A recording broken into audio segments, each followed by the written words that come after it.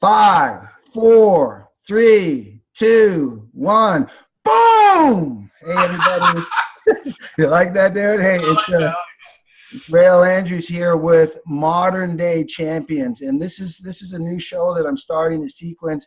And really what's a modern day champion, in my opinion, is somebody who's not only had a dream, taken action on their dream, made that dream a reality, but giving back, making a difference, changing our world, changing our community.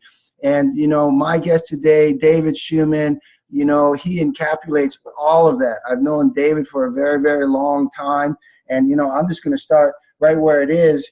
David, just today, I think it is so beautiful that today or yesterday we got this. This is Marcus's first recruiting letters. Yeah, he's got invited by. Yeah, I know that. And the reason I'm excited to share that with David is because David is the creator of NUC Combines, and my son, when he was little, he never was part of the Combines, but he used to go. And even that, the imprint that event put on my son, being around that, made him who he is today. And he talks about David all the time. So I'm really excited to have David on as a guest. Now, David, you know, rather than read somebody's bio, I know your bio, you're an amazing guy, you're a champion, but I want to hear from you, David. Tell me where you came from, how you got here. Tell us your story. Yeah, I mean, as far as where I am now and to where I came from, I think, you know, my background is I played football, and I always loved football, and that's how I got into, eventually got around to the NUC Combines and forming that. But I was raised really to be someone that, you know, from the time I was growing up, even though I came from divorced parents and had a situation where my mother, you know, really didn't have a lot of money, but my father was a school teacher, so I mean he did okay. My father was a coach, and that's really kind of what really kind of instilled. So growing up with a coach and a highly successful track and field coach who still coaches in his mid-70s to this day and still wins championships to this day, he really always instilled from the time I was young that to really go for what you want to go for and be the best that you can be. And despite, you know, the world getting thrown around when the parents got divorced when I was 11 years old, those kind of things from the time I was a young kid always continue to stick with me. And it translated as on the field, athletically. You know, I never realized that I might have been an overachieving athlete until I was done with my athletic career. I always thought I was exceptionally gifted, okay?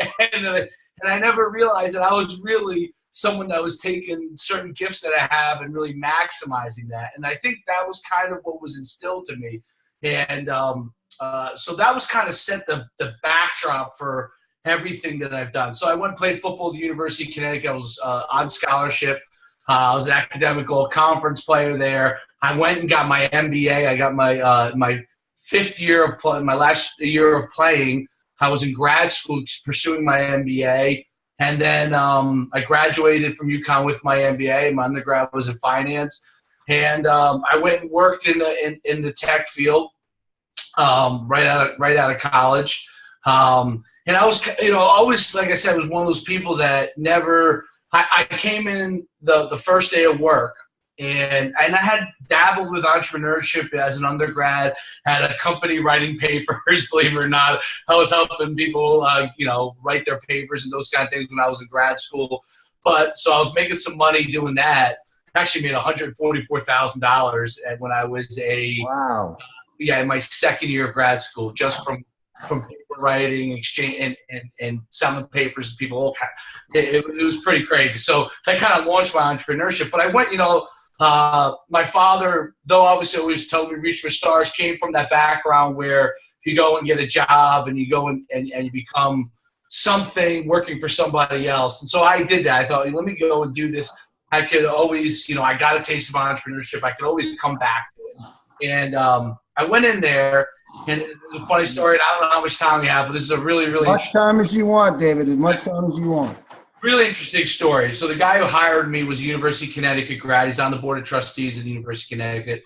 very successful entrepreneur, and talked to me about coming to his company. And when I got my MBA, they set you up with job, believe it or not, interviews. So like 8 interviews, rapid fire, and I ended up choosing this company. They chose me, kind of like a matching.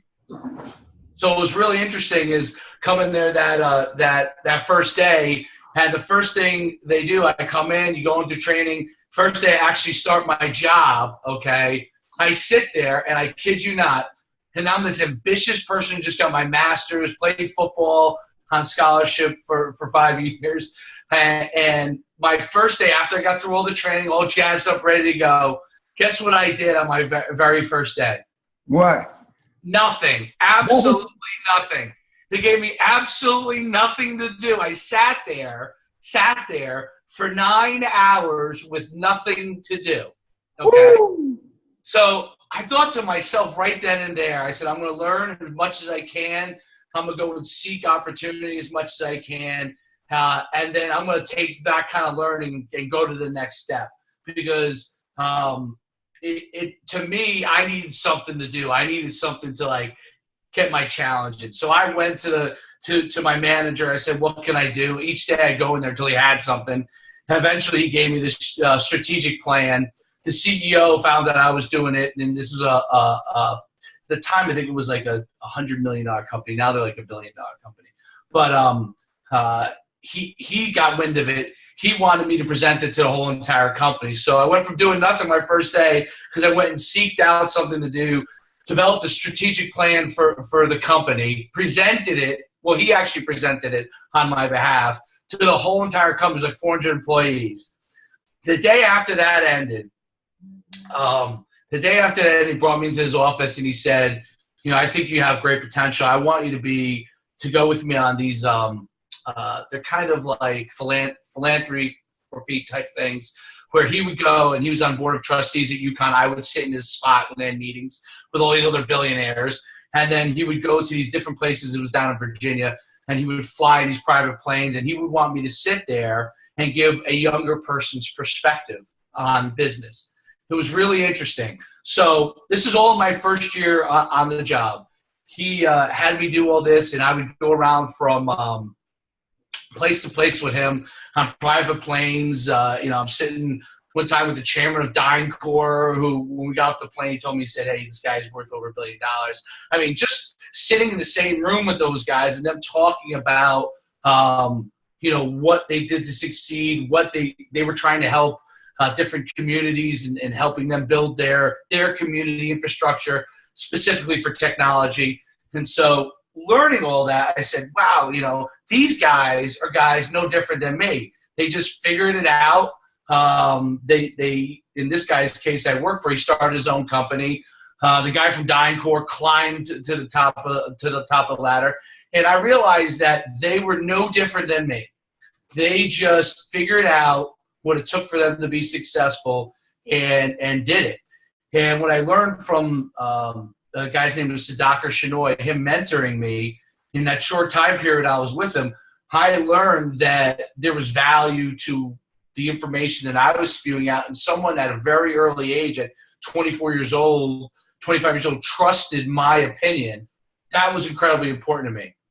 And what was interesting is I also overvalued what my worth was, because when it came for my review, I said, hey, I'm doing all this, and, I'd like to be paid more. And they gave me like a $2,000 raise. Okay. So it went from it went from $46,000. That was my opening salary, to $48,000. I said, can you get me to 50?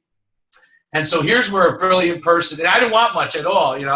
Think about the amount of money there, right? So I said 50, I had a standing job offer. My second cousin had called me up. He had a technology company in New York and wanted to offer me $88,000. Okay. I went to my hiring manager, okay, and said, listen, I already have an offer for $88,000 in New York City. I'm asking, I love it here. I love working for Sudhakar Shenoy. Can you guys just get me to 50? It was kind of like a gesture, He said, we don't compete on financial. I said, okay, that's fair enough. I said, well, I'm going to take the job for $88,000 because I'm going to take care of what I need to take care of. And so I went in with the CEO and we sat down, and he was very disappointed because he thought, that I could be a guy. I said, but I'm learning a ton from you, but I'm not learning enough everywhere else. I need to learn more faster so I could develop. I'm not at the pace. I don't think of myself as being at the pace that the rest of the guys here are putting in 10 years. It's a different mindset. Those guys that want to work, 20 years, work their way up with you, that's the right thing. I want to be a guy that goes and accomplishes things, and then maybe I come back and you say, hey, I want you to be an executive with me. That was kind of how I thought. So I went and worked for this technology company in New York City. My second cousin was the number 2 man in charge. It was a smaller company, 10 million. I think it was actually at the time it was a $5 million company, web development technology, right up my alley. And I came in there, and they gave me this job called, I was like e-business manager, which I don't even know what it meant.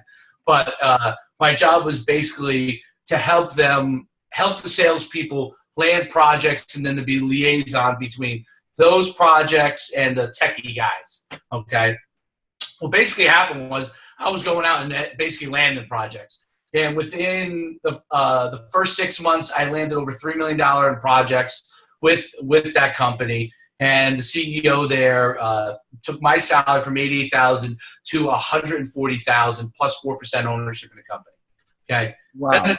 Yeah, it was crazy. So I realized that, like, I would sit there and I watch people and they just put their head down and they would just go to work and not interact and not try to figure out how they could build a company, but worry about their small world. And that works for certain people.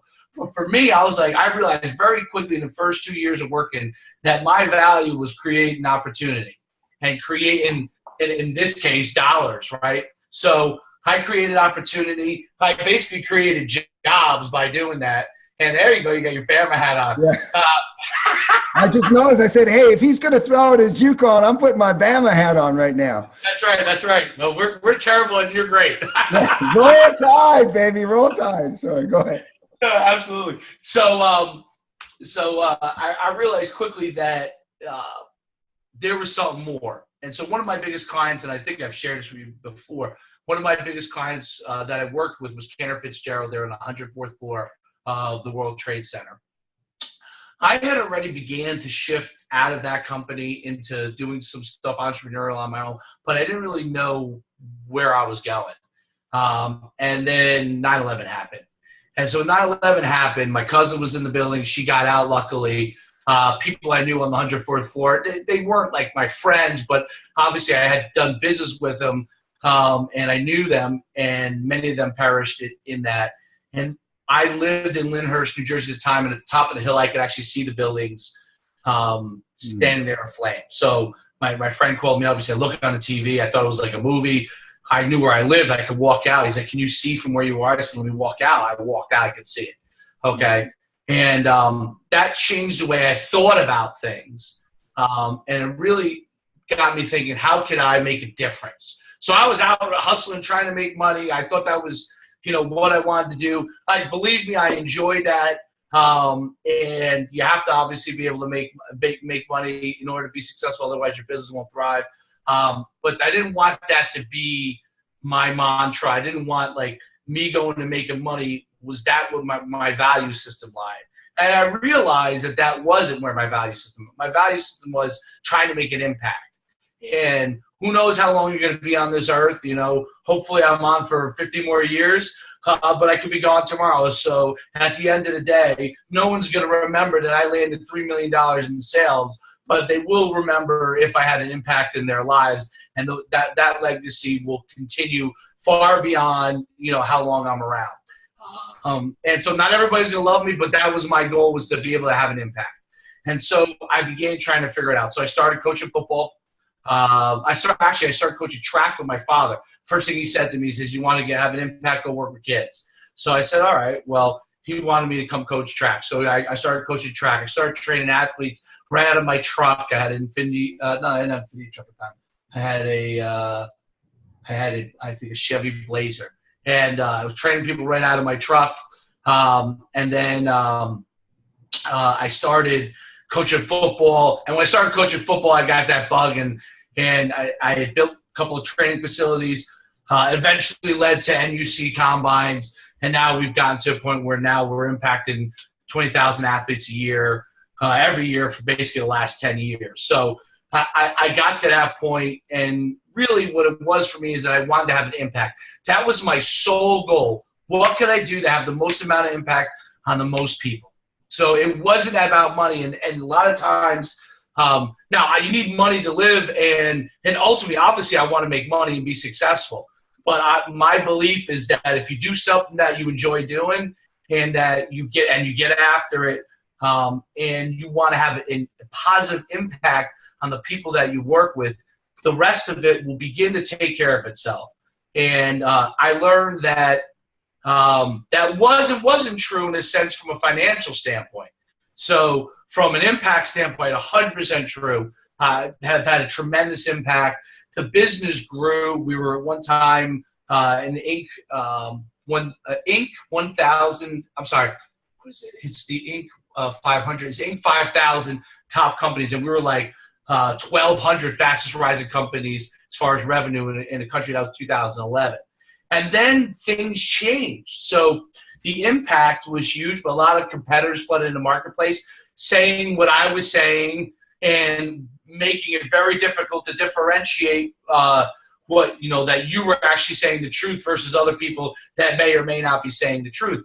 And anything in business, someone sees someone being successful, they learn from it. That's the market. And I believe in the market 100%. And now you've got to go and compete on an even playing field where other people might have the same exact dream of you. Maybe they don't, but you've got to figure out how to compete. So for the next 2 or 3 years, I really struggled with the idea of how do I compete and differentiate myself. And I can tell you that I've tried a million different programs, a million different things. And last year, mid-year, I realized within my company, though I had many great people that have come and gone with me, that a lot of them no longer aligned with the values that I once had. And it was really hard. It was really hard. And one of the things that I truly believe, and I used to say this to guys that worked with way back in 2008, I said, you may not think I'm watching. I may not say anything to you, but I'm always observing what's going on. You may not, just like I evaluate athletes from the minute they come to the event, I'm evaluating people that work with me, their intentions, what they want to do, what they want to accomplish. And eventually I began to realize, and I don't really think it's anybody's fault other than it just kind of, when you work for somebody, people begin to get stagnant if they can't figure out what their path is, or you can't figure out what their path is for them, or they don't have that drive, right? So that same drive as you. And what I realized was I've got to take a step back and take my company back to what its roots were and figure out how we can have the impact and get people around that want to have the impact. And I basically, in the last year, have blown everything up and started from a structure standpoint all over. So the guys that are running my events are guys that I believe in, that are on board with the fact that it's not about what they're making at the end of the day from there, that they're having an impact. And by having an impact, you'll have more kids and you'll make more at the end of the day. And what was happening was actually the reverse, believe it or not. As I grew the programs and the guys that were helping me grow the programs, and we started to have success, and we started to make more money in the programs, and we started to get more people, I started paying people more. And a crazy thing happened. They started to do less. I know what you mean. It's crazy. They started to do less. So they were not incented. I thought I was incenting them, but at the end of the day, they had something, and my company's unique in a sense that most of the guys work with me for a seasonal time period. They're coaches or they do another job. But I realized I have to do a better job, and it's an ongoing process of figuring out how can I get people that are incented to succeed, and not even incented because from a financial standpoint, that have that own incentive in themselves to succeed. That I don't have to go and say, hey, did you go and call these coaches? Hey, did you go and set up the program? Did you ask them to bring people to the camps? Did you tell them why they should bring people to the camps? You know, guys would be like, well, you know, I talked about our programs, and guys are like, well, you guys take money. I said, well, yeah, you know what? A business has to make money, and that's why we charge a fee. But you need to communicate why that impact on the kids' lives is greater. Why Marcus Mariota, Johnny Manziel, you name it, 3 of the last 4 Heisman Trophy winners came through our programs and were successful in our programs, okay? Over 300 NFL players, many of which if I reach out to them on Twitter, will talk to me and get back to me immediately, okay? And so coaches lost their way on that standpoint. So I decided to blow it all up. And my whole thing, as far as what I believe in business, personally, is that you got to be different, and you have to understand what you really drives your value system, and you have to try to figure out how to get everyone on page with that value system and continue to assess, not just initially if they're on page with your value system, but all the time. Because someone could be on board with your value system, and you talk to them the wrong way, and then they're not on board with your value system anymore. And you have to be able to realize that, and you have to be real enough to say, you know what, I can't help you in the way that you need to be helped. You can't help me in the way that we need to help, and we go in a different direction. And so those are some really interesting things. And then be selfless as far as what you're giving to the customer and the people that you work with, okay? And this is why I always laugh at, you know, and this is the truth. The kids I coach, although not the place I coached at this year because it was a very wealthy school system, so they probably saw me as I actually was. But when I coached the poorer school systems, and we had great success, and the guys they would think that you're a billionaire. And I said, you know, that's not how business works. What I am is an entrepreneur. Go read about the success of what an entrepreneur is. An entrepreneur wants to work for himself, wants to be able to make decisions and rely on himself and the people that he can inspire to create success, right? And that can translate into tremendous financial success, but in a lot of cases it translates into personal freedom and hopefully enough money that you can go do the things that you want to do in life. And for some people, that may be trying to be a billionaire. And for other people, that may be trying to make $150,000 a year and everything in between. But an entrepreneur has that drive to be able to create their own freedom and success. And I think that's what's important on it. And someone in business has to take the long view. Like my whole thing, and sometimes it's very tough on my family, is I am not looking at something from, you know, what I'm going to do tomorrow. But where can I get my programs in the next 2 or 3 years? What is the market going to be like? What do I want to be doing in 2 to 3 years? Do I even want to be running showcases?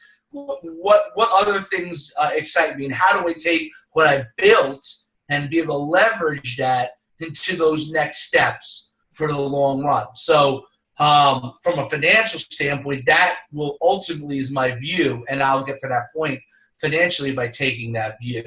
And so that's kind of how I build my success patterns. That's awesome, David. You know, I just, man, and thank you for being vulnerable and sharing all that. But it's so cool to hear. I just got back, and I have to say I got some extra tickets, and I'd love you to come with us next year. But I just got back from GoPro Network Marketing, Eric Worre in Vegas. The most unbelievable experience I've ever been part of, and it's, you know, the best of the best. Richard Branson was there, Tony Robbins, Eric, I mean, just billionaires and billionaires. And, you know, you actually hit on what were some very common denominators on all of them. You know, one was, you know, that these entrepreneurs, they say, you know, the difference between an average person and an entrepreneur is they get an idea, they make a decision, they take action, and then they figure it out.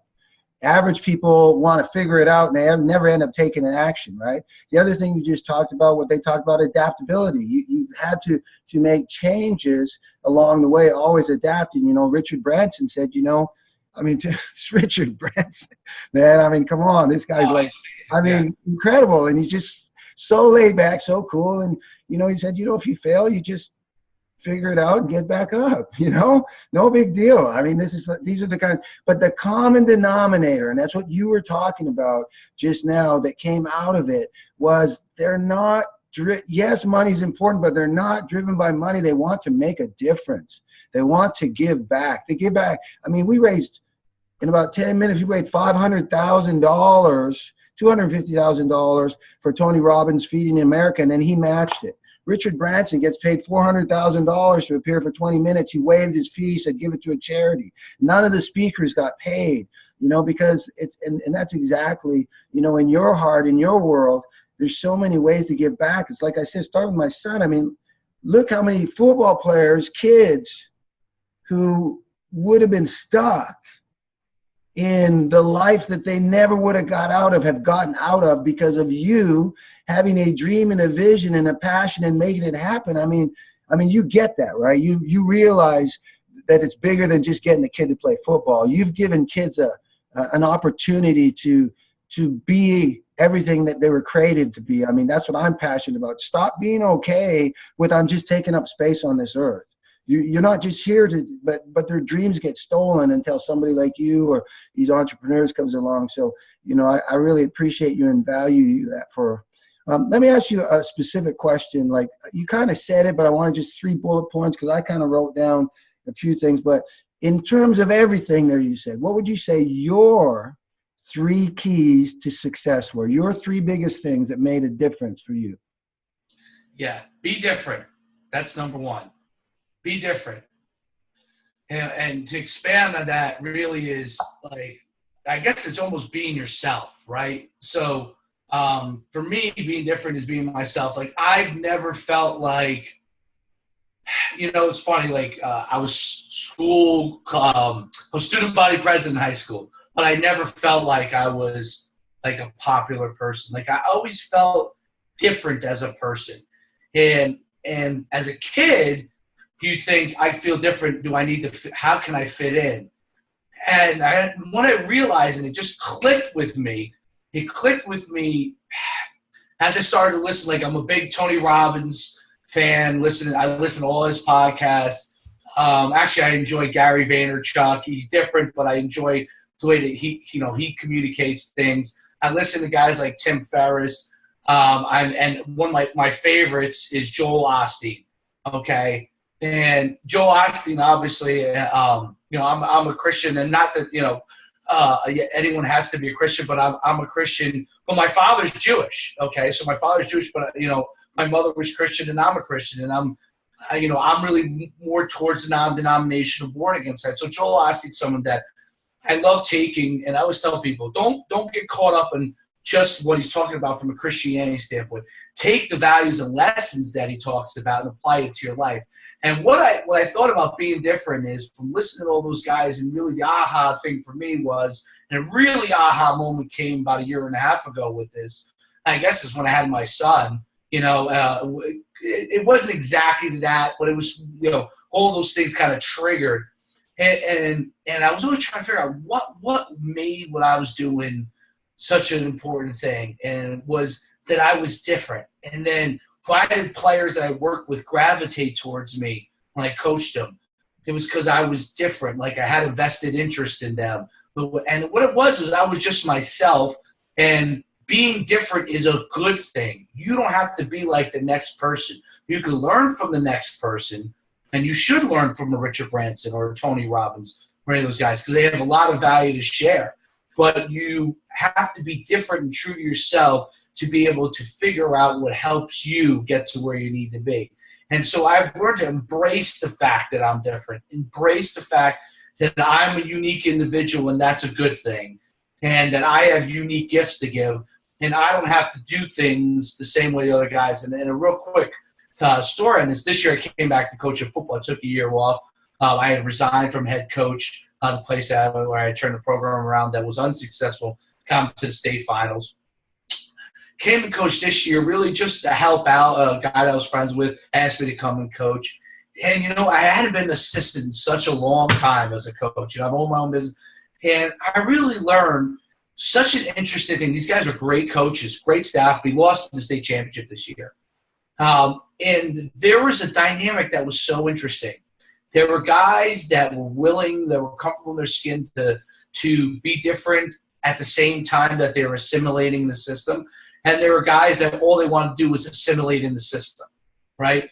And what I realized when I was coaching was the reason why the head coach began to trust me was not just because I had this background. Because I thought coming in, I have this background, I've been successful. Guys are just going to listen to everything I have to say, And when I realized they began to trust me was because I was willing to stand up for my own beliefs on something and the impact that it makes and the ability to be different.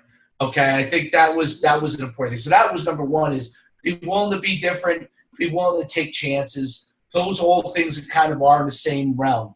The second thing is your success comes from success of others. So whether you're it's a client and you're selling a product, and like what you do at Isogenics, which is so amazing, right? You succeed not because you sold the product to somebody, but because someone's lives were impacted by using the product within the system. So you become physically wealthy by your clients becoming successful. It doesn't work the other way around. So you create your success by helping others become successful. That's number two. And number three is really take a long approach to everything you're doing. Everybody wants to dunk a basketball today and throw a perfect spiral today. But, Tom Brady was a fifth-round draft pick. I'm not Tom Brady, I'm sorry. Yeah, Tom Brady was fifth-round draft pick out of Michigan and had to prove himself sitting behind Drew Bledsoe in order to become the starter of the camp today. He didn't throw a great spiral the first time he threw the ball. It came from hard work. He didn't become an all-pro, maybe the best quarterback of all time, because someone told him he was the greatest quarterback of all time. It was because he went out and proved it every single day. And he took the job of a guy who is a potential Hall of Famer, Drew Bledsoe. So he ended up taking someone's job who is a potential Hall of Famer. And the other example I always use this from football is Aaron Rodgers. Aaron Rodgers had to sit behind for several years. He had to sit behind Brett Favre. Okay, in today's day and age, the first thing guys want to do is go and say, me, and this is in business. I should be successful because I'm smart. Guys you hire sometimes will be like, pay me this right now because I deserve it. And what I learned is that you have to go out and prove that you're successful, prove that you can do things in order for good things to happen. And sometimes you have to wait on the sidelines and learn before that happens. And sometimes you got to go out and do before that happens. And it's a mix of those things. And taking the long view will help you handle those times when you have to learn and handle those times when you have to go out and do and learn from trial and error. And taking the long view will get you to where you want to be eventually. And if Aaron Rodgers just came in there and said, trade me right now, I need to start tomorrow, he probably would not have become the Hall of Fame quarterback that he is today. There were things that he was able to learn from Brett Favre, some probably good and some probably bad, right? Mm-hmm. Things that he liked from him and things that he didn't like from him. And he incorporated into his game to make it better. And he created himself to be different because of that.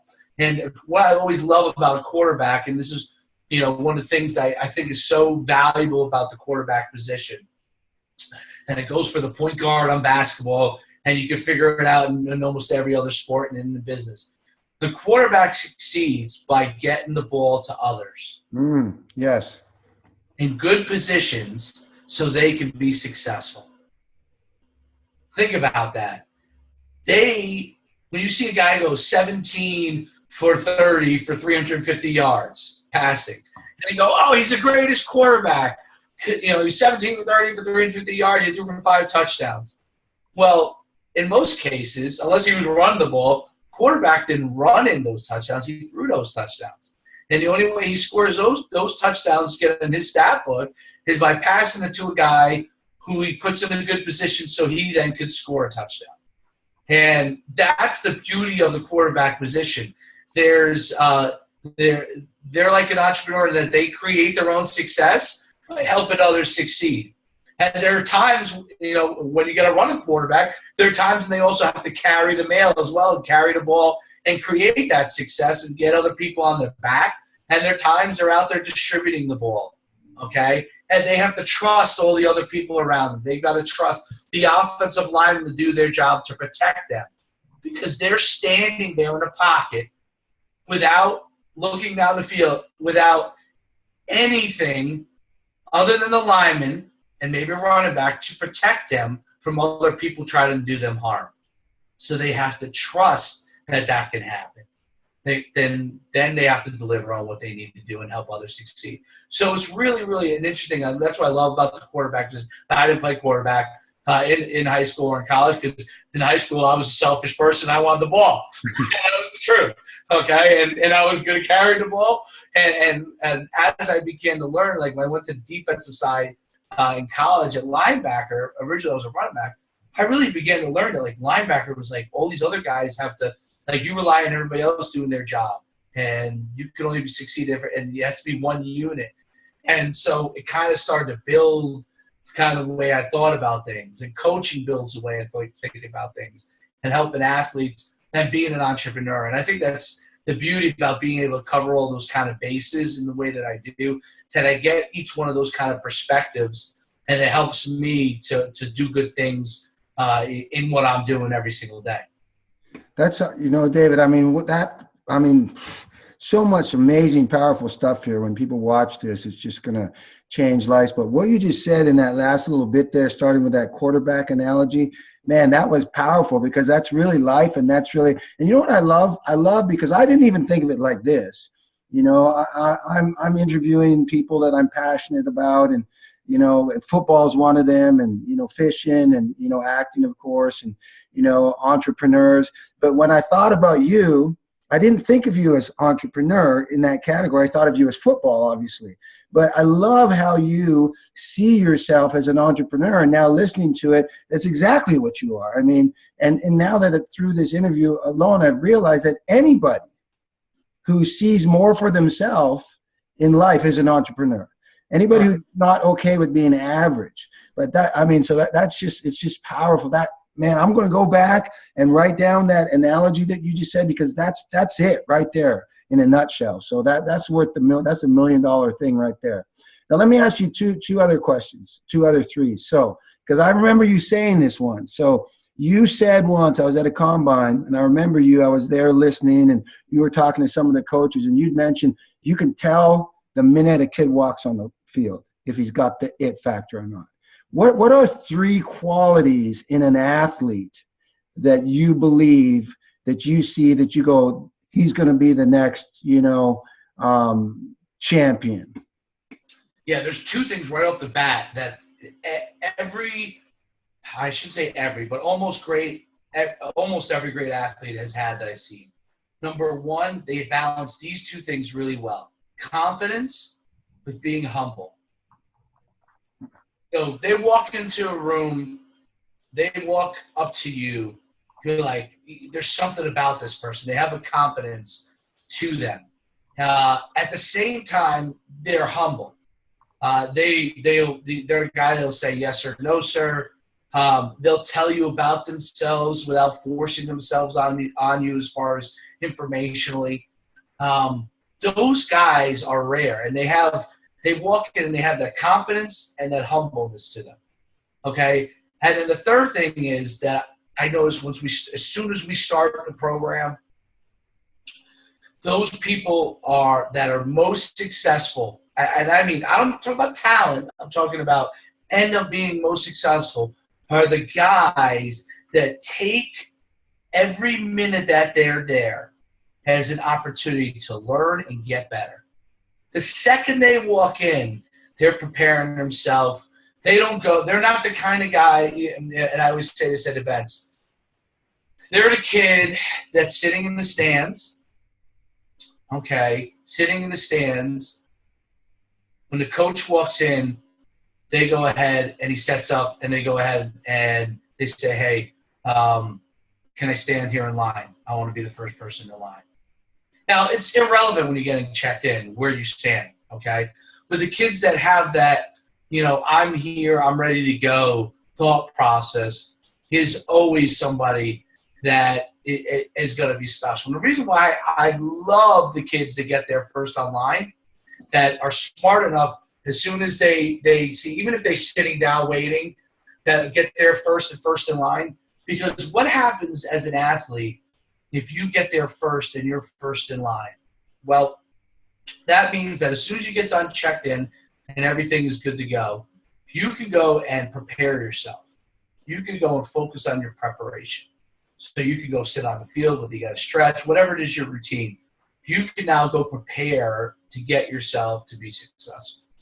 The kids, a lot of times, that struggle are the ones that get there way, way, way late. And sometimes things happen not on their fault. So, it was one of the things that I try not to judge, okay? Because, sometimes, kids are at the mercy of their parents, and it's not always their fault. But their preparedness. I've had kids that have come late because circumstances, and they were mentally prepared. I've had kids that come late, and they think we should cater to them. You know what I mean? So there's a difference. A kid who comes late is mentally prepared, goes, Coach, I'm sorry I'm late. What do I need to do? Gets the stuff. He's putting his shoes on as I'm getting the stuff. You hand him his shirt's already on. He's ready to go. You fill out his card. He's filling it out while he's waiting for you. He's mentally prepared. The kid that you have to tell every single thing what to do and say, hey, are you going to put your shoes on? Like, they're already competing right now. Those kids aren't mentally prepared. So being prepared to be successful, being confident, being humble, and that mental preparation that you're ready to go right now are things that I've seen in guys that I can tell right away. And there's one kind of what I call the X factor that you like to talk about is what I call that glow. Okay. And I don't know, you have this. So, but it's this glow where a kid comes up to you and he doesn't have to say anything. Somehow you're moving towards him. And it may be a combination of all of those factors. It may be self-confidence, but he has that glow. He smiles, when he says hello to you. Everybody always wants to get this mean face, right? Like, because, they see it in media, right? Like, they got to take this picture with this mean face. And it's funny? When a kid is confident in themselves, he can smile because he knows it's okay. He can smile when he wins an award because he knows it's okay. Those are the guys I honestly remember those guys more than anybody else because they just kind of have a great attitude about them. And, one guy that stands out about this, and he had such a affection to him that I almost didn't know how to take him, was Eric Ebron, and he's in the NFL now. And Eric Ebron, if you're walking by, he'll yell your name, Coach Shu, and he'll yell your name, top of your lungs, and everyone will look, right? And the guys will be on you and be like, wow, but he has this affection to him. He's smiling. He's got a happy-go-luckiness to him. He's serious in what he does and everything that he does, but he doesn't take himself so seriously that he can't enjoy himself and what he's doing. And I think that's important because, when you're working, okay, and people always say, oh, I want to do what you do. I want to oh, man. I want to do, we've done, I want to say close to 20 million in sales in the last 15 years, okay? One-man shop, basically. I mean, we have some employees, but it's a one-man shop, all right? So one man generating that revenue, okay? And in order to do that, you've got to be able to grind, and it's not always fun, okay? And if you have the underlying passion and enjoyment of what you're doing, even when stuff sucks, at the end of the day, you know what your mission is. When you're at a deadbeat job that you don't care about and you're there just to collect a check, you're looking at 5 o'clock. Listen, and this is how I knew how to change my company, okay? This is going to blow your mind. Blow your mind. And it's guys you know and love that you've worked with, okay? They're great guys. And I always say this never has anything to do with someone being a great person. Someone can be a great person and not a great worker. And that's the bottom line. But there were guys, I had in this office, and 5:30 would come. And I swear to God, at 5:15, guys were assembling their stuff. 5:30, people were out the door. Okay, that's when I realized. It was like 2000. It was the year we got Inc. 5000 was a blessing and a curse. Guys thought we made it. The plaque was on the wall. And I was like, wait a minute. Like, my goal is to be a $10 million company next. Like, that's – I would tell them this. They looked at me like I was crazy. So they were starting to try to control things by that, right? And when I saw guys leaving at 5:30, no longer staying until 7, and I would say, is there a whistle here? Like, are we steel mill that the whistle blows that we've been working with our hands for the last 9 hours, that our shift is up? What is it? And I'm telling you, it was like a whistle blew at 5:30. And I truly believe this. Now, you have to go because you have to pick up your children. That's one thing, okay?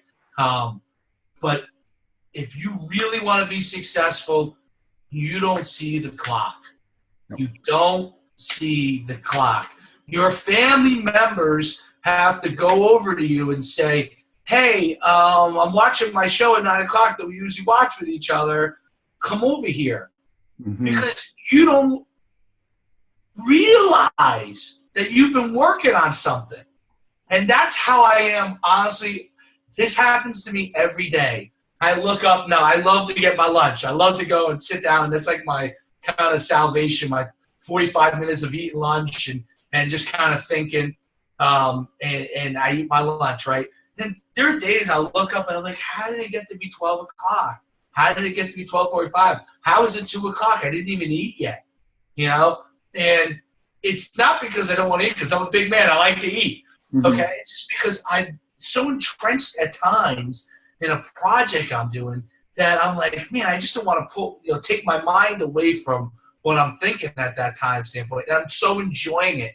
And people who are entrepreneurs, people who want to be successful, that's what you have to have. It can't be like, oh, man, I got to get this project done for my boss. And you could do this within the company, that you work for, too. You could be entrepreneurial because not everybody's in a situation where they can be an entrepreneur, and I understand that, okay? But I believe that you can be entrepreneurial in your job even, okay? I've heard Gary Vaynerchuk say that, if you're not an entrepreneur running your own company, then you're not really an entrepreneur. You know what I mean? Well, I believe, I've run my own company for a long time. I don't believe that to be true, okay? Because I believe that life, sometimes people have different situations. And if they have the long view, that they may have to do this right now in order to get to where they got to be.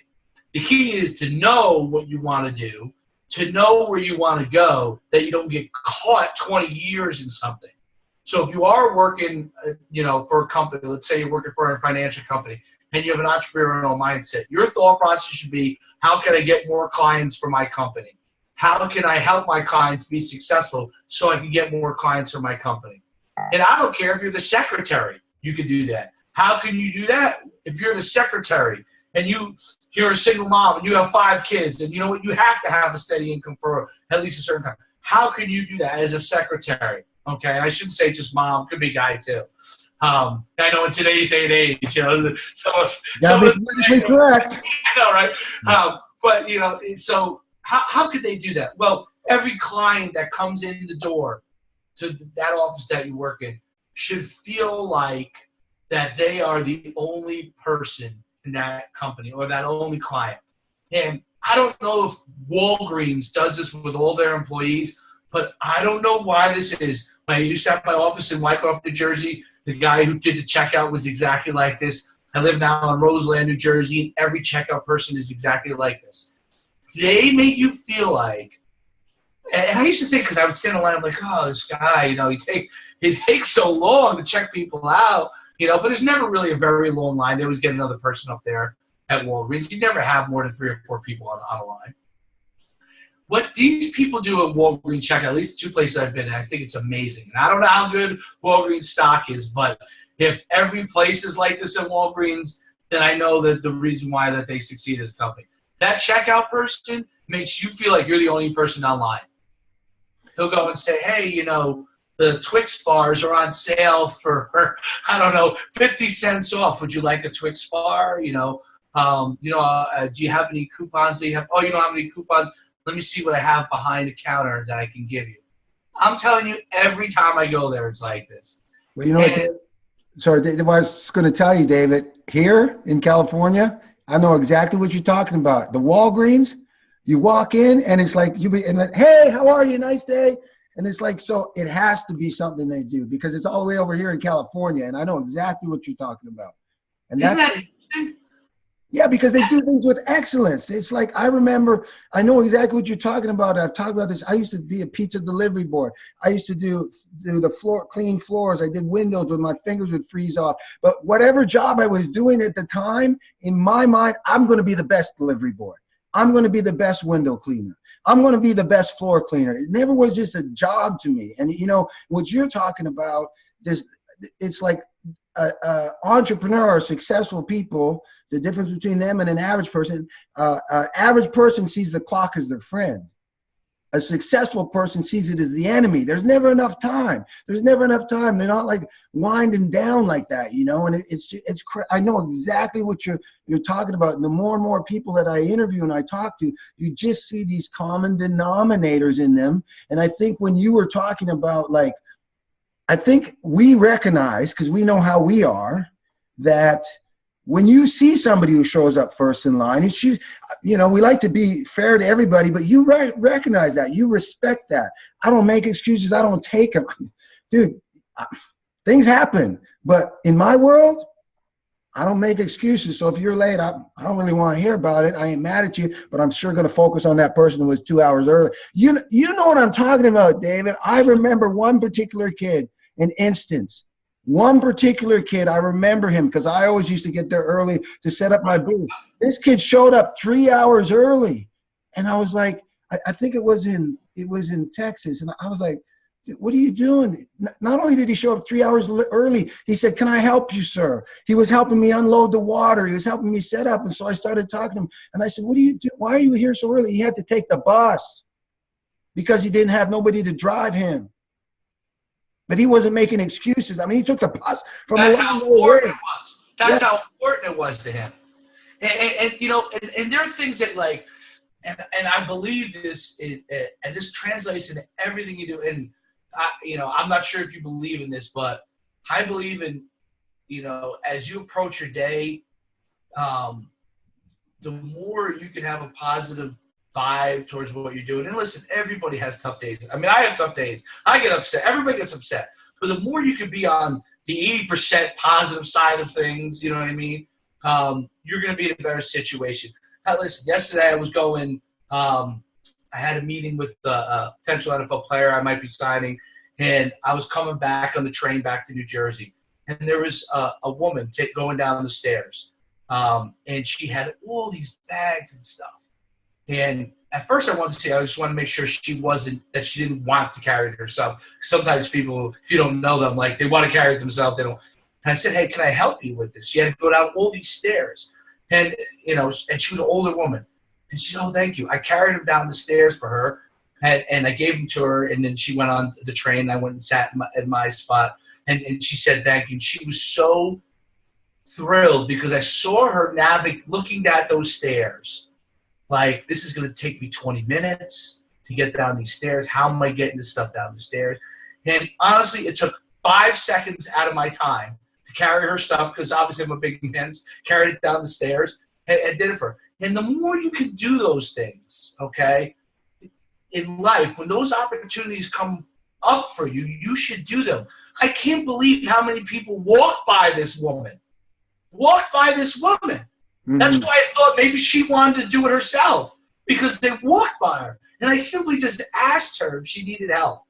Okay? And it's a simple thing. And there are times when people, you know, and they don't want your help. They say no, right? Mm-hmm. But when you see somebody that might need help, how many times do you go by and just let that person struggle? You know, there are times when you could just be positive. there was a woman walking. She looked so mad when she was walking. And believe me, when you go into New York City, it's not like California with nice sunshine. There's a lot of people mad when they're on the train.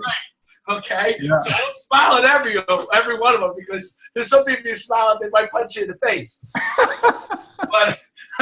but there was a woman, and she was walking to get on train. She looked like she was just kind of shaking her head and looked really upset.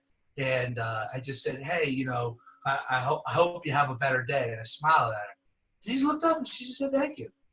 And you know what?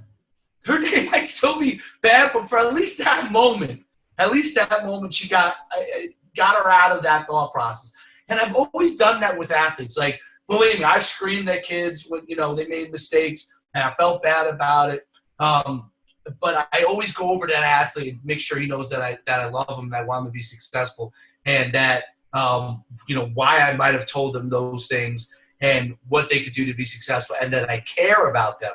And the very first podcast I did, I interviewed my father. I don't know if I told you that. Yes. And I had you on our podcast. And on the very first podcast I did, but I interviewed my father, and I said, first thing I said is, the man's been in the New Jersey Hall of Fame, okay? He's been in the New Jersey Hall of Fame since 2001.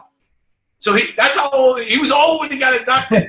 He's still coaching, okay? Right. 15 years later, he was inducted in 2001. He was named East Coast High School Coach of the Year when I coached with him in 2005. Okay, that's 11 years ago. He's still coaching. Okay, wow. And I said, what is it that makes you successful? And he said, I care. I care about every kid that I work with. I care. He said, nobody cares what you know until they know how much you care. And honestly, I could have probably, I went an hour-long interview because I wanted to ask a bunch of other questions. But the truth was, I had to say it was pretty funny because now we didn't video it, but my face was like, I guess the interview really is technically done. Right. It's done. He says, I care about the kids that I work with.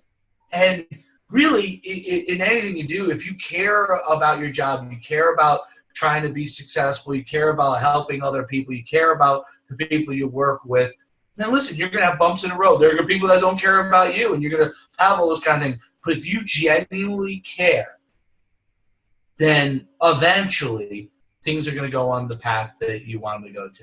And it's never going to be easy. The people think it's going to be easy. It's not easy. There are days when I look at my bank account and I go, where the hell will all the money go?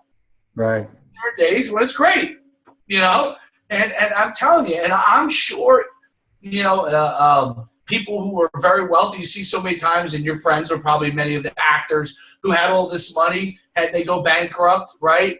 Because money, and people hate when you say this, but I truly believe this, okay? You want to build money up for the rest of your life, and you want to have a nest egg, you want to get into those situations. That's incredibly important, okay, for your family to be successful. But money can be taken from you. How you treat people and the impact you have and how much you care, that can be taken away from you. That cannot be taken away from you. A bad investment, unfortunately, a bad market, if you have your money in certain things, somehow Russia takes over America, that money could be gone. But people will remember how you treated them. And nobody's perfect. I mean, I'm not perfect. I'm sure I've done plenty of things that were not the right way. But I try every single day to be like that, to be a caring person, to try to help others be successful. Yeah, that encapsulates, one thing I always say, David, is do things with excellence. I always end my class with that. Let's do it with excellence. How do you want to be remembered? And that's really, really what you're talking about there. And that's so important. You can build your character, and it can be destroyed in seconds. Now, David, so let me, I know you got so much knowledge, so if you give me a couple more minutes. Oh, no problem. So 3 things that you see, the 3 biggest mistakes you see these young athletes make. What is the 3 biggest mistakes these kids make? 3 biggest mistakes they make. Number 1, not having a plan. Okay. And I guess that goes along with preparedness, but not having a plan. And I did this thing and actually got frustrated with it. But I'm going back to it now again. I got frustrated with it because athletes were so unprepared. And I realized that the era of the 24/7 rivals and us even, we have all these rankings, right? And they want to move up in these rankings. They want to get looked at with social media and Twitter and the immediacy. They don't take the time to set up a plan to be successful that they can act on. And I call it massive action. So they have to be able to put the things in place and then take massive action on it. So a plan is my goal. I don't want to say goal because I don't even like. I used to like goals, but Tony Robbins talks about massive action, and massive action is to me the most important thing. So you say, here's what I want. I want to play in college. I'm going to lift every single day. I'm going to run. I'm going to get with a trainer. I'm going to catch 50 balls a day, and this is what I'm going to do. My plan to be. I'm going to go to these camps to be a college football player. Okay, and then they don't do it. They don't do it because they make their plan. They say that's my goal. My goal is to be a college football player. My goal is to be a scholarship athlete, and they don't take action towards it. They don't take action towards it because it's not hard to write things down on paper. Okay, and it's important to do that. I believe it's important to visualize and write things out. But until you take the step and actually go out there every single day to work towards it, it doesn't matter.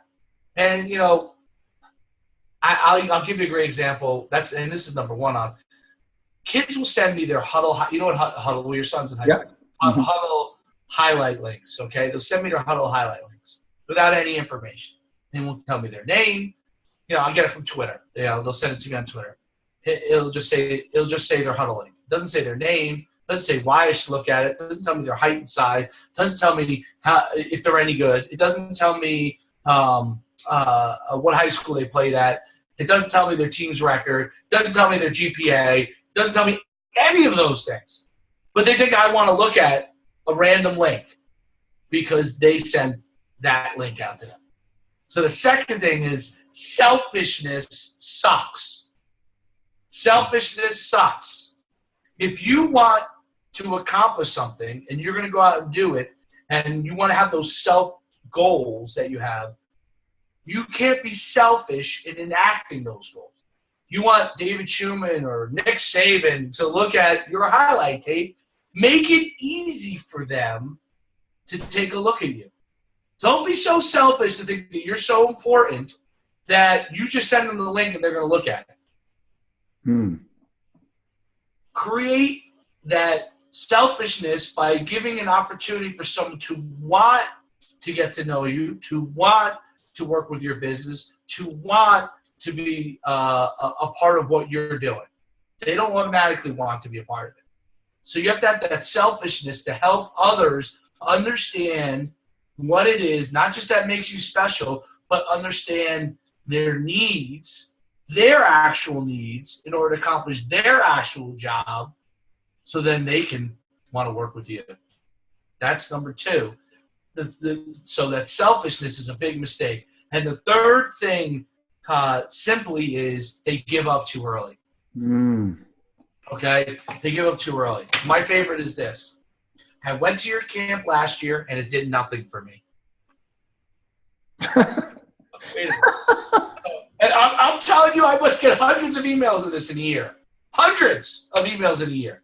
So we'll have 20,000 kids get through it. I'm telling you, I'll get hundreds of emails. First of all, when support sends it over to me, I just what am I supposed to do with this? I went to your camp last year, and it did nothing for me.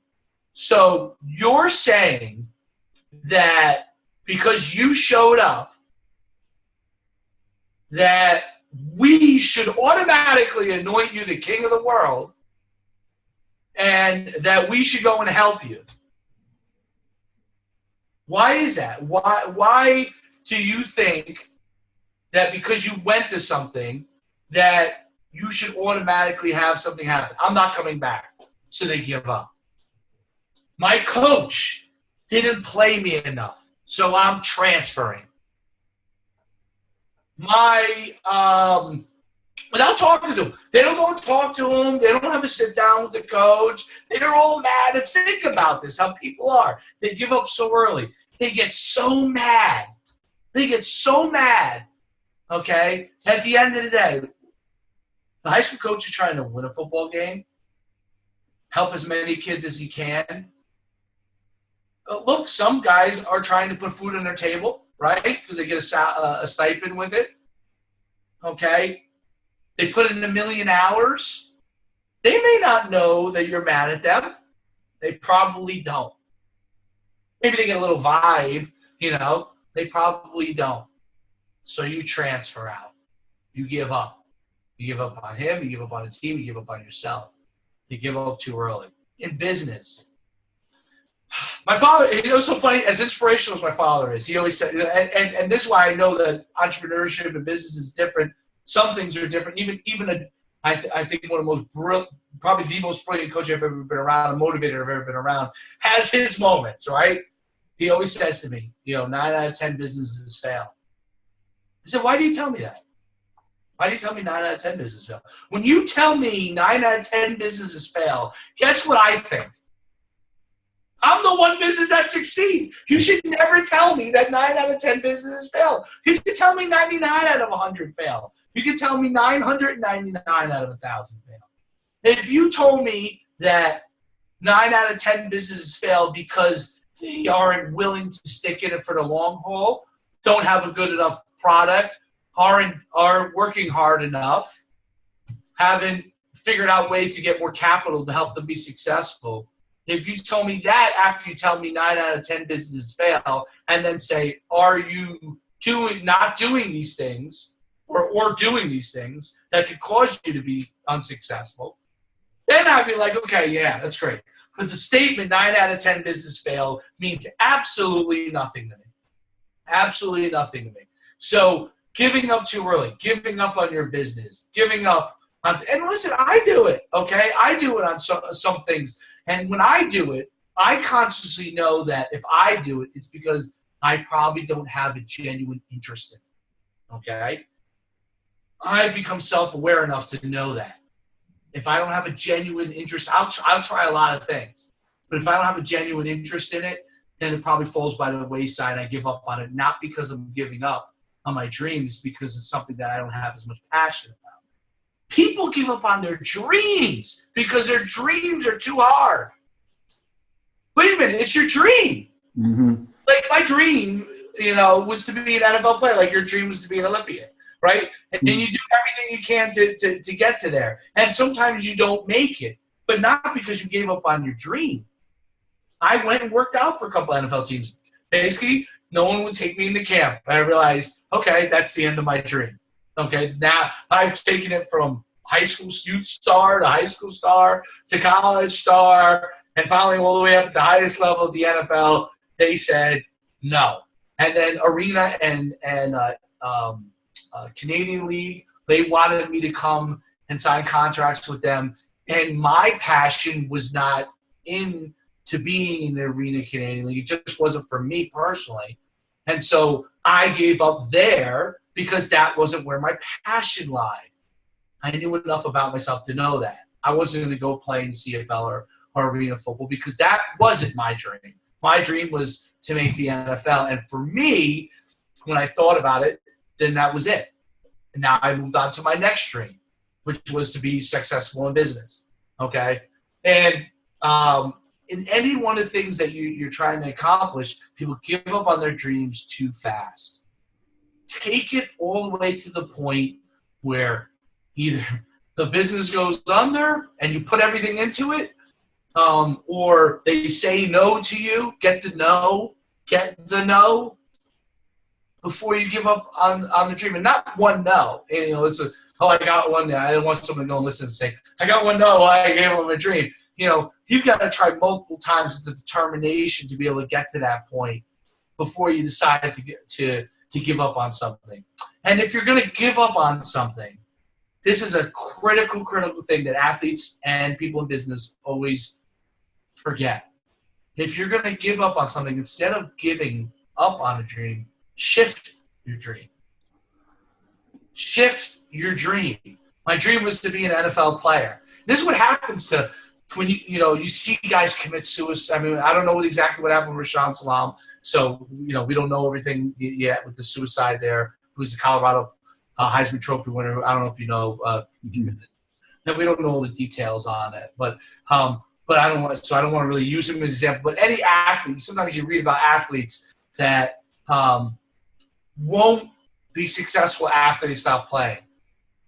Well, in a lot of cases, the NFL player lived out his dream, and that you accomplished that. Now you have to find a new dream or shift your dream. You have to find a new dream. And you have to look at yourself and think, what do I like to do? And actually go and try things. Guys aren't willing to try. They're scared to fail. You can't be scared to fail. Okay? Look, everyone, and I guess to say that people aren't scared at times, that's not fair. I mean, listen, I'm scared many times when I have fear of things when I go and try things. I fear it, okay? But once I go and try it, I overcome that fear. I hate heights. Okay, absolutely hate heights. I still have a fear of heights. But I wanted to go to the top of the CN Tower when I was in Toronto. Okay? And going to the top of it wasn't a problem because I was in case. But they had this thing, this like glass thing where you could walk out and look below. And I'm going to tell you, this is really funny. Okay, you probably, because I don't know if you're Canadian. Yeah, I've seen it, yeah. Okay, you could see below. Okay, and I'm not kidding you. I was shitting myself, to go. I couldn't go out there. But I wasn't going to leave until I actually went out there. Now, kids are rolling around. I see 5-year-old kids rolling around on the glass like it's nothing. But I can't physically go out because I just have this thing with heights, like real big heights. And I wasn't going to leave until I walked out there. And finally, I'm not kidding, I stood there for 25 minutes. I finally took a step out there, took another step out there. I stood out there. I was still shitting my pants, but I stood out there. I looked down. I took a picture. I did it. And the thing is that sometimes you got to stare some of your fears in the face and go and do it, and realize that as long as you're on this earth, you're going to be able to go to the next day. And you go and you try a business and it fails. Okay, well. Oh, you have to go get a job. You can always go get a job. You can always go and, you want to be mediocre. There's out of this country of 300 million people, there's probably 280 million mediocre people walking around. You can go be mediocre. What is the point in living your life to be mediocre? There's plenty of time left. You might as well try to be exceptional. Do everything you can to be exceptional. And let the chips fall where they may. And then if that doesn't succeed, you go on to the next thing and try to be successful at that. And you keep trying to figure that out. And, and you might remember this as a kid. And I've had guys, I've tried to sell my company a couple times to big corporate entities and have to deal with corporations. And I always find that interesting. And then I pulled back, because I didn't think it was right, or they didn't think we were right. And but I've met with so many guys that the head of companies that go to me and they go, Dave, what do you want to be in life? I go, why do you ask me what I want to be in life? Well, it's important in merging, if we merge your company with ours, I want to know what you want to be in life. I said, why do I have to be anything? Like today I want to be maybe I want to be the CEO of your company. Tomorrow I might want to be a head football coach at your college. 5 years from now, I might just want to be a stay-at-home dad. Why do I have to be pigeonholed into something that you think someone should stamp themselves? You read my Twitter. I'm an entrepreneur. I'm a combine guru. I'm a podcaster. I'm a business person. I'm a CEO. I mean, I don't put this on there. I'm a dad. I'm the boyfriend to my girlfriend, who's my soulmate. You know, I mean, it's a kind of thing where everybody's a lot of things. Why do you have to be just one thing? Why can't you be great at this? You want to? I've told guys this. Let's say you bought my company or you merged with my company, and I work. You know, I signed the contract and I had to work for you. Let's say for 2 years. I'm going to be the very best person in the whole entire company at whatever it is you need me to be great at, because that's how I approach my life. Well, do you think? No, I don't think about it. I think if I want to go do this task, I'm going to go try and do this. I'm going to try and do it to the best of my ability. And if I fail, I fail. Well, do you think that will you be happy in? Listen, you don't have to worry about my happiness. I do things with myself to make sure that I'm happy. Okay? I think happiness is one of the most great, like people always talk about, and this is a huge thing with like young people. I just want to be happy. Notice my son, who's 18 months, and he's happy when I give him his milk, and when I pull it away from him, he's unhappy. If that was how he lived his life, you know, he's going to be unhappy. Happiness is a state of mind. It's a state of being who you want to be. There's no such thing as like happiness where you're, and this is my opinion, where, oh my God, happiness is an emotion that you have. Unhappiness is an emotion. Your state of mind you control. Something bad happens and I'm angry. Okay, I can change my state of mind by doing certain things. And all it is an emotion that changes your state of mind, and you can change your state of mind back.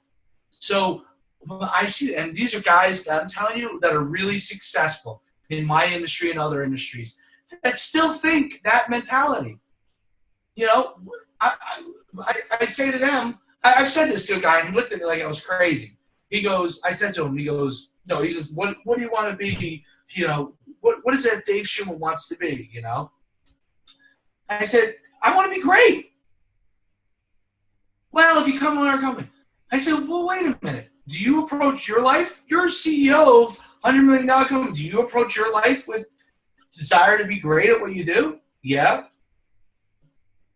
Well, I don't just look at you as a CEO. I look at you as someone that's trying to accomplish great things. And you're the CEO. That's your title because you accomplish great things. Because you accomplish great things. The head coach of a football program, Nick Saban, he's the head coach of Alabama. Okay? There's 140 other head coaches. Is his goal to be a head coach? Or is his whole goal to be great at the best at what he does? The best at what he does. And everything he does is to be the best at what he does. What his world is, he's trying to be the best at that. And that is why no one can touch Alabama.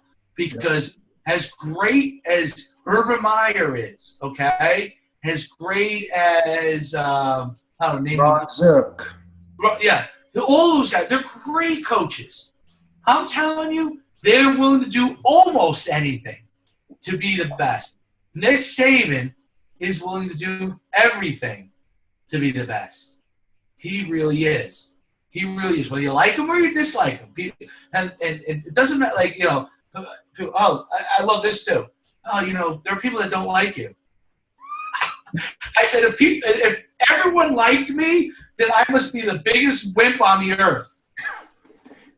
You know, if everybody liked me. Oh, I don't want everybody to go around and say, you know, I want people to think that I'm a good person, but everyone's not going to like me. There's going to be people that think I run camps because I want to make money. That's the only reason. There's going to be people that think I coach football because I want to command kids. There's going to be people that are that might walk down the street and not like me because of the way I look in my face. Who cares? You control your life and you control how you approach things and how, you know, what it is to be great. That's awesome. This is awesome. The last question, I promise, is just so much great stuff, David. So, I mean, what, million, hundred, I don't even how many kids you've had going through your program. You've had some great successes with Marcus Mariatti, you know, Johnny Football, you know, on and on. But, and I'm sure you've had many, but is there one success story of a kid that, you know, you got an email from or a text or a letter who said, because of you, I was able to give my mom a house? I mean, is there one that you hold dear to your heart, one of those stories you want to share with us? There's a lot of them that have come in over the years. And I don't want to say that one, this is the truth, that one doesn't, I don't view one over the other. Okay. And,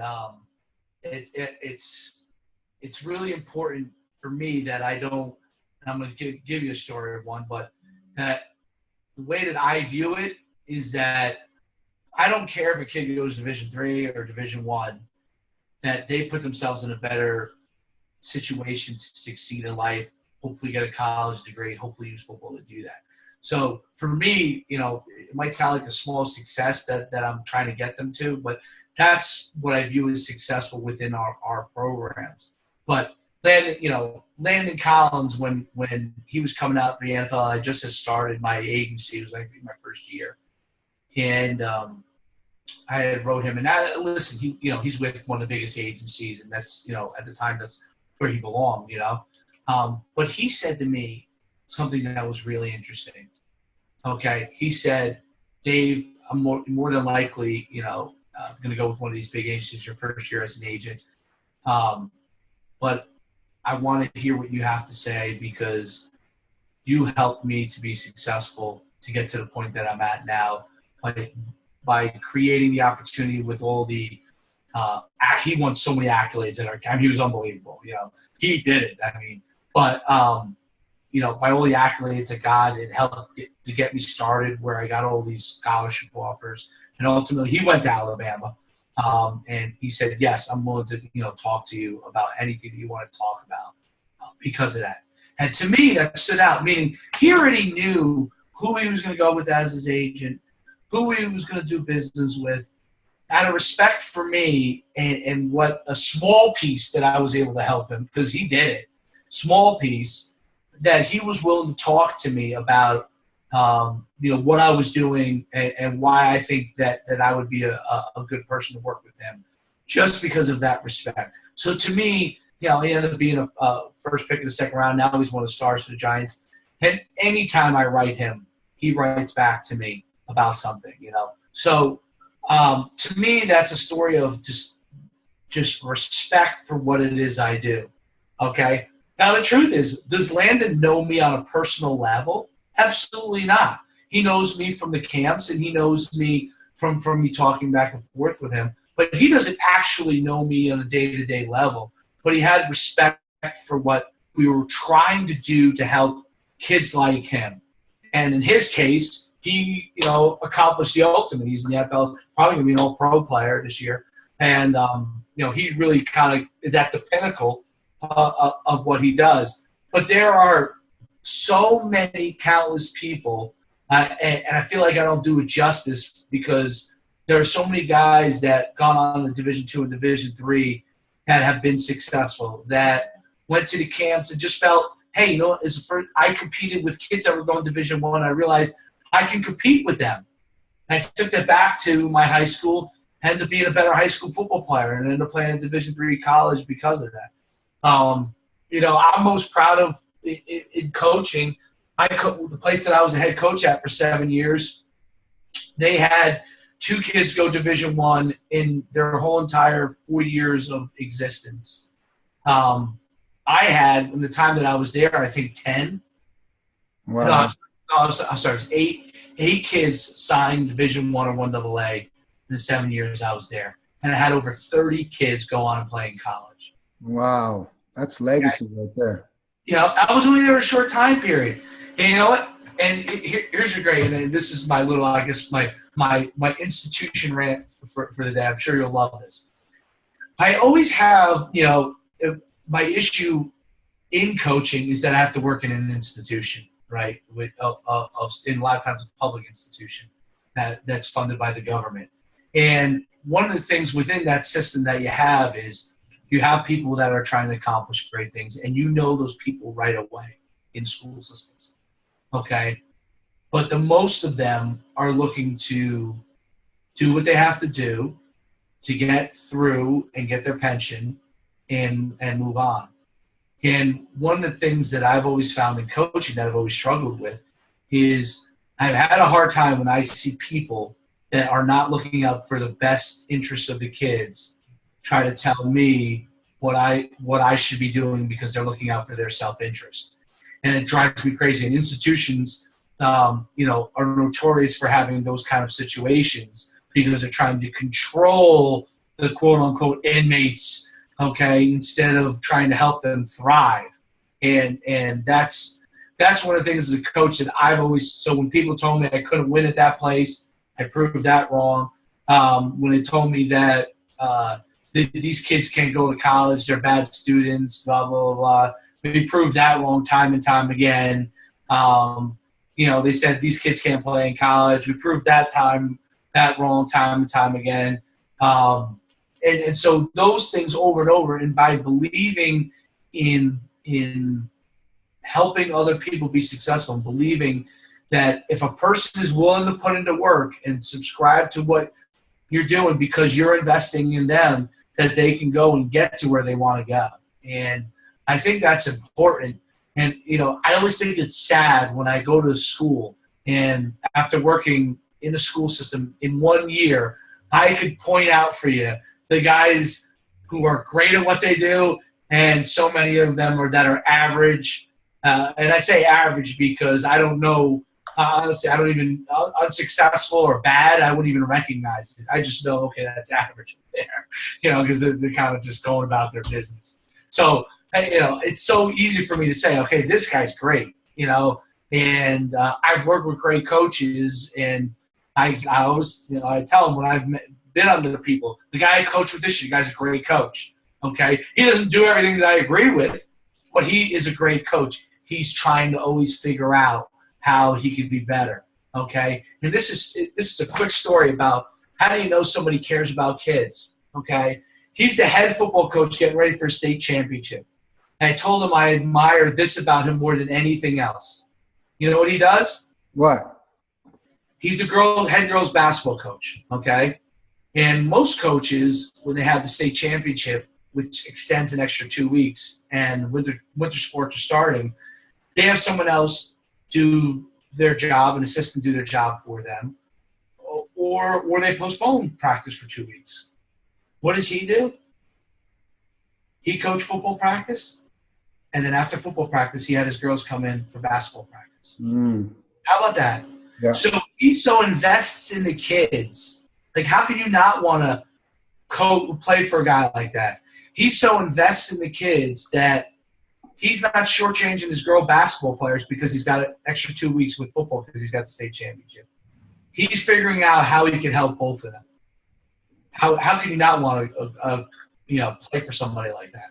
Yeah, you'll put that's so true. You put yourself on the line, man. I mean, it's just man, David, this is awesome. I've known you years, and now I just got to know you even more, and a whole nother respect for you and another level. I didn't think I could even have more. But I think what I love about these interviews is because I know because how we are, people like us, like-minded people like us, if you don't get a chance to get to know the person, you can be offended by those people because we are so driven. We are so, and you think, what a butthead or what it is. But then when you get to see it's all about the heart. Like you said it earlier on, sometimes you go here and here, but you always want to know it's because I love you. And I think anybody watching this will see, your heart and your passion. So you are a modern day champion, buddy. You are a difference maker and a leader.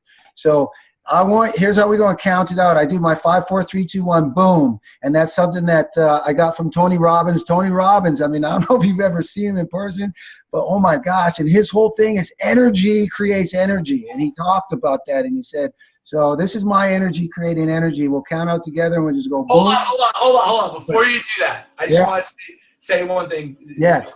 About what you talked about. I've known you for a long time, and what you do and how you inspire people and your infectious energy is second to none. There's never, this is the truth, there's never been any other person I've been around in my working life or coaching life that has a positive perception and attitude about how they go about everything all the time like you do. If I didn't know you better, and obviously everybody's human, if I didn't know you better, I think you'd walk around with a smile on your face 24 hours a day trying to figure out how you can help people get to where they want to go. So, I mean, it's a tribute to you. And, when you asked me to be on, I'm honestly honored. Now you can go with the vote. Okay, thank you. So we'll do it again. Here it goes. Ready? 5, 4, 3, 2, 1. Boom! Boom! All right, brother. Thank you. Thank you. Okay, let me stop the recording.